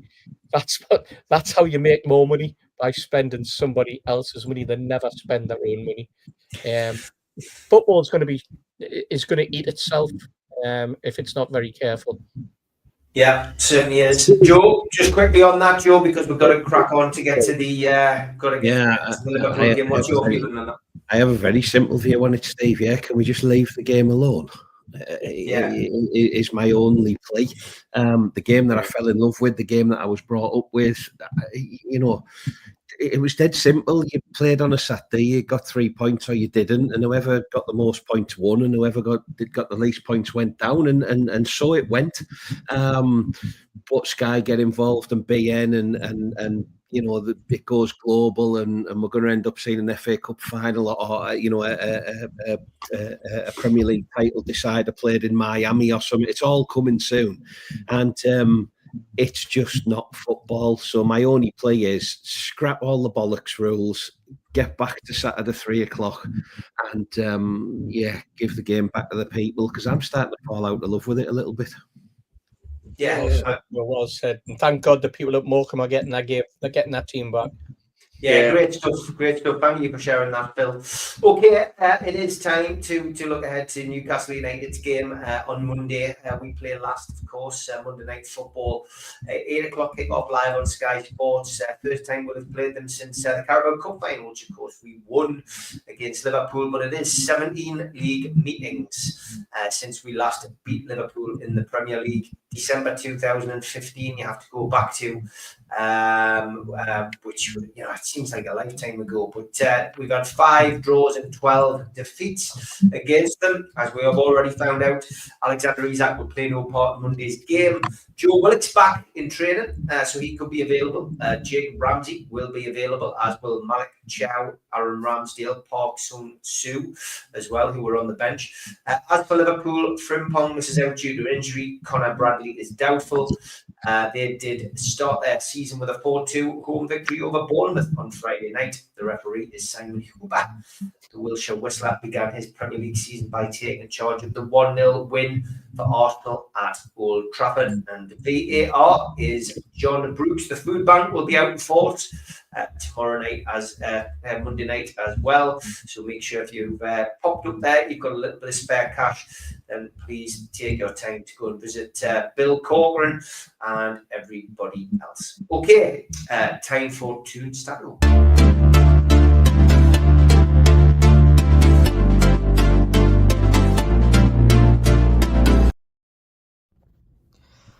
Hello everyone, time for the new season and for the new stat attack. What a first home game of the season against Liverpool. Actually, with Jacob Ramsey likely to debut, I was thinking of which players actually made a debut against Liverpool and scored a goal. Of course, the first one to come to mind was a certain Swedish striker 3 years ago, and the only one I can remember is also back in August 98, the world champion Stefan Givarch also scoring against them on his debut at St. James's Park. Now, Newcastle have not beaten Liverpool since December 2015, 17 games in the Premier League since then. Only against Manchester City 22 and against Manchester United 18, Newcastle have had a longer run without a win against certain opposition. I think it's high time we beat them on Monday. Actually, Liverpool have won 5 of their last 7 visits to St. James's Park, and overall in their last 4 away games they have lost 3, including the last 2. The last time they lost 3 in a row was back in February 2023, so a perfect time to face them. However, without a certain Swedish striker up front, Newcastle are 4 games without a goal, with 49 shots without a single goal scored. Actually, Anthony Gordon had 7 shots against Aston Villa, the most out of any player in the Premier League, and of course he didn't score a goal. Newcastle have won each of their first home game under Eddie Howe in the 3 seasons prior to this one. The last time we lost the first home game of the season was under Steve Bruce back in 2021 against West Ham. Liverpool are on a run of 35 games scoring a goal. If they score on Monday, they'll equal their best Premier League campaign, which was 36 games scoring in a row. Let's see what happens on Monday. It's going to be a very feisty atmosphere. How are the lads? How are the lads? Good to have you back, Andre. And it is time for Toon Tipster.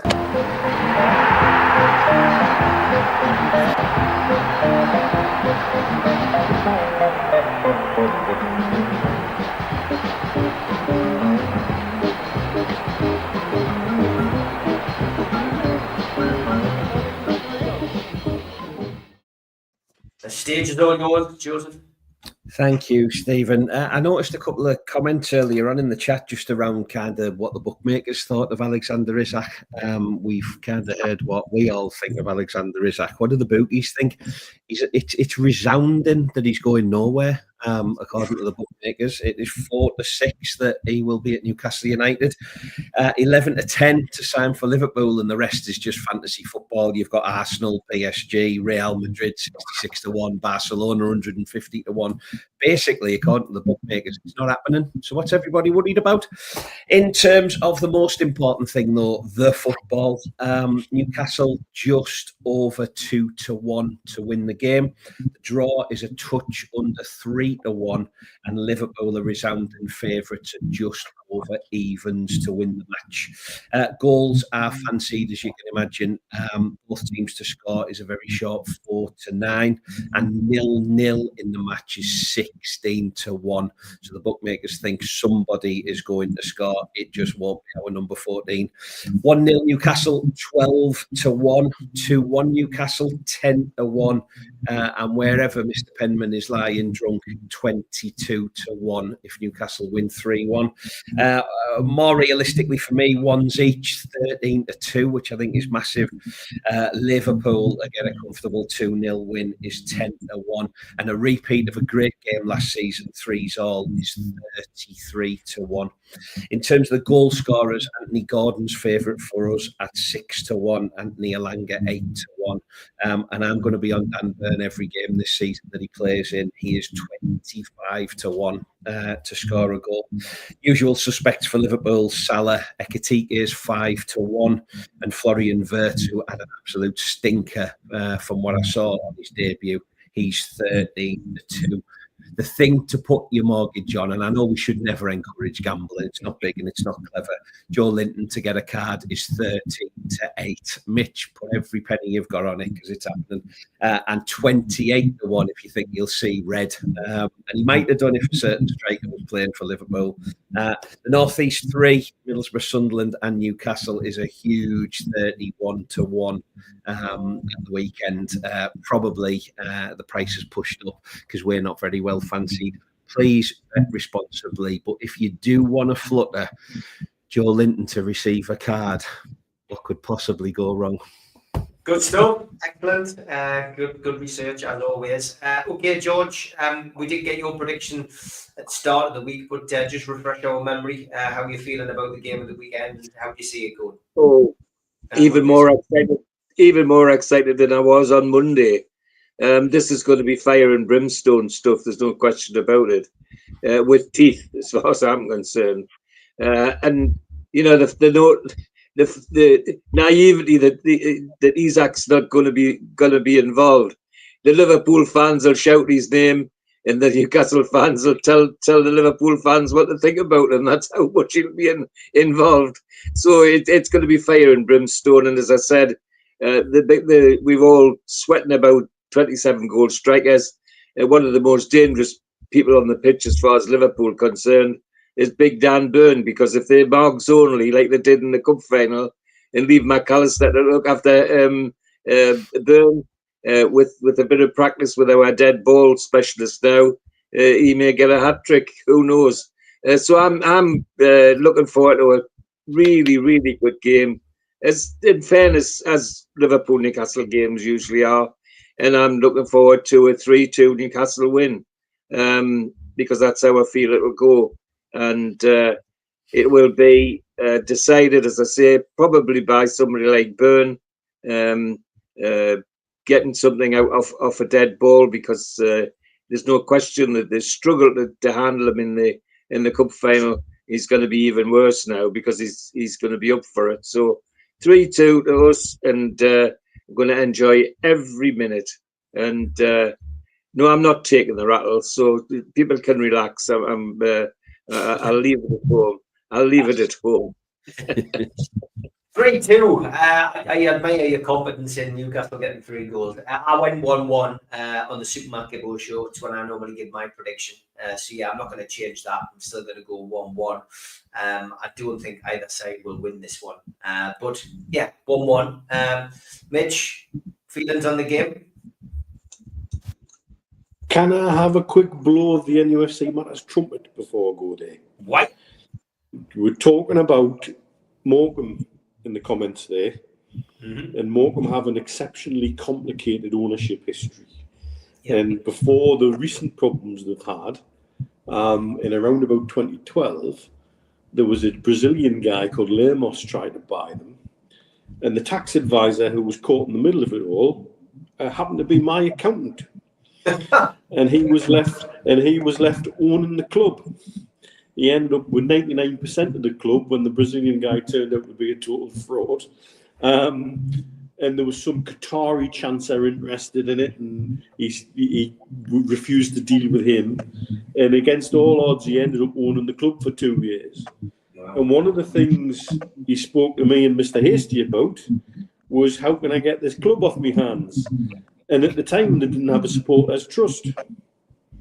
And now, that very supporters trust that me and Mr. Hasty helped provide info on how to set up, etc., has been instrumental in getting this mental owner out of the door and finally back into the hands of somebody proper going forward. So well done, Morecambe. I'm glad it's been a hell of a journey, because it's been a roller coaster for you since as early as 2010 when the Brazilian guy appeared on the stage. But yeah, the mad connection is it was actually my accountant who ended up owning the bloody club for 2 years. Wow. There you go. So if people want to know why we've got so many daft bloody connections at the Football League, that should be one story that explains a lot of it. Game on Monday, it's going to be vicious, it's going to be horrible, it's going to be nasty, and I am here for it. And there will be a lot of desire in Dubai for sure, even though it's a school night. Even though I think it might even be the first school night for a lot of schools over here. And we're still going to have a turnout on a Monday night, be sure of that. And we're going to be baying. And we're going to be cheering every bloody tackle, every challenge. We're going to want nothing left on that pitch at the end of the game. I'm convinced, certainly by looking at some of the way the Liverpool fans are acting on social media at the minute, there's a nervousness about them coming to St James's Park. I think Slot's little, is it, what's the name of the ground? You know what the name of the ground is, mate. You know. Don't disrespect me twice over by pretending you don't know. And if ever the phrase "get into them and fuck them up" is applicable, it's Monday night. And I'm absolutely here for it. What's the dice there, says Tom? The dice says a very healthy 2-1. And what does Mitch say? A very healthy 2-1. Let's have a repeat of the cup final score. Thank you very much. 2-1, 2-1. Okay, there you are, Tom. You've got your dice, which it's continuing this season. Joe? Yeah, as I said earlier, I'm not there. I'm actually in Spain. Not on holiday. I'm just weighing up my options. I'm just going to podcast on my own in Sociedad. I think I agree. I really, really wish I was there. My nephew's coming up and going with my dad, so they'll have a great time. But I think it'll be fantastic. It's under the lights. It's Bank Holiday Monday, so there'll be 1 or 2 more sherbets, I'm sure, consumed by the faithful. I think they will score, because they always do, but I think we will score, and then I just want Harvey Barnes to rifle one in the 81st minute, and the place will just go insane. And then it'll be a case of Alexander Howe onwards and upwards. So I agree with the dice. I agree with Mitch. 2-1 Newcastle. Okay, Steve? really looking forward to this. I'm looking forward to it just as much to try and work out who Eddie's going to play and how Eddie's going to play this. We know that he's going to have the players very much G'd up for it. We know what Eddie's like in terms of that aspect. Remember that famous scene in the Amazon documentary that they did where he was getting them all wound up before the Man United game, and I think very, very similar. Little needs to be said, and a lot of the way the players are feeling, they're ultra professional anyway. What does he do? What does he go for? And this is, I suppose, one for tomorrow for you lads to think about and over the weekend. Does he risk changing his back four? Does he somehow find a way of slotting in a fit Botman and Malik Chow, as we're now told to call him, purely to accommodate the speed of the likes of an Ekatike up front, and the way that Salah drifts around on that right hand side and comes in. Does he play up front a false nine with Joe Linton and drag him out of the midfield to accommodate a Ramsey or a Miley alongside Tonali and Bruno, and thus sacrifice a place up top? Alternatively, use the likes of a Ramsey as a false nine, with the two wide men and a false nine dropping deep, almost into a number 10 role to give Van Dijk the opportunity to step forward and then be caught out with the ball over the top. That gives Gordon the opportunity also to attack the right-hand side, which is a bit of a problem area for them. Quite ironically, having bought Frimpong to play, I think that's his name, Frimpong, I'm not sure with words today, to play wide as a sort of attacking fullback, and having lost Alexander-Arnold, now all of a sudden Frimpong's out injured and they haven't got anyone to really slot in, so that's an area that we can exploit. We've got Alanga with his speed. Do we play him down the middle against Virgil van Dijk and give him something to think about? Because at the end of the day, this is where Eddie will make his move, because this is let's not forget, a quality Liverpool team. Although they seem to be lacking a bit of quality and dignity in the boardroom, and certainly among sections of their supporters this week, the way that's gone on, well, not just this week, but for the last few weeks. But you're right, Mitch, there seems to be an air of trepidation and an air of inevitability built in to the Liverpool fan base. We're seeing comments like, I think this is a game we should just wrap before we even start. We don't want to, we shouldn't, certain players who shouldn't play because we don't want to get injured because we're going to kick them off the park. Purely psychological, purely in trying to get into the referee's head, that type of thing, gamesmanship. But this is what's fascinating about football, and this is why we have a show on a Friday before a game on a Saturday, a Sunday, or a Monday, because we can mill over these and we can give ourselves some time to think about it. I'm like Mitch. I'm going to go for a 2-1 win. I repeated the cup final, a shaky ending that gets us all panicking a little bit. But I think that it's there. It's there for us to show. Somebody put up there before that we've got nothing to lose and all to win. If we lose, it's a shrug of the shoulders and say it was inevitability about it because we haven't got Isak. And if we win, it'll be because we've kicked them off the park or that they didn't come out and play because we put the fear of God into them. So it's a free hit, I think, for us. And I think that we can go into it in such a professional way. And it's kind of a marker as well. It's a marker for the rest of the season. No sooner will this game be over than we'll have the Champions League draw later on in the week. And that's something else for us to remember. We're in the Champions League as well, lads. We've got 8 big games to come up between now and Christmas or just after Christmas. It's an exciting time for the football club.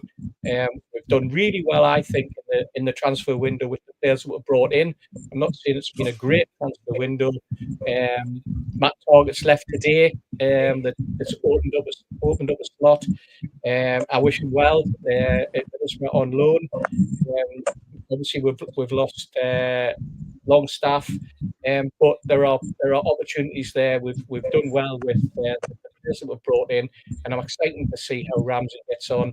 And I'm sure he's going to be quite in that position because, let's face it, Aston Villa fans are disappointed that they've lost them, and we shouldn't forget that. We shouldn't forget Yeah. that overall, Howe, Ramsey, Elanga, good signings, good quality players, spent a fair bit of cash. It's just that concern over the striking positions that's got us worried, and we do need the two. One of them, if it's Alexander Isak, we still certainly need a partner for him, or someone to slot in when he's unfit, when he's suffering from calf problems, thigh problems, groin problems, or head problems. Melancholy and self-doubt. Yeah. There is that as well. Back tomorrow morning at 10 o'clock with our Northeast Football podcast, Freezer Crowd. NUFC Matters will be live on Sunday at 5 o'clock with the professionals. Going to finish with one of these.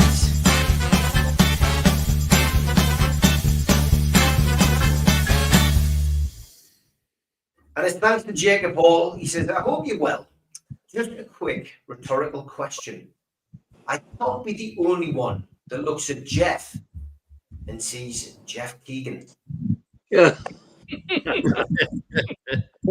Very good. There you are, Jeff. Jeff Carter is in the chat. He looks like Jeff Keegan, aka Billy Fane from Biker Grove. So there you go. That is your doppelganger, Jeff. Thank you for your donation tonight. Looking forward to seeing everybody on match day. If you are going to be at the game, then have a safe journey up if you are travelling. For those of you who won't get to the game themselves, I'm sure you'll be shouting at your screens quite loudly and supporting the lads. But it's going to be a great occasion. See you in the morning, 10 o'clock in the morning. Thanks to George, who's now going to book the Chinese, to Mitch, to Joe, who's off to Spain, and to Steve. And we'll see you all in the morning. Take care, lads. Everybody. Great night. Thank you.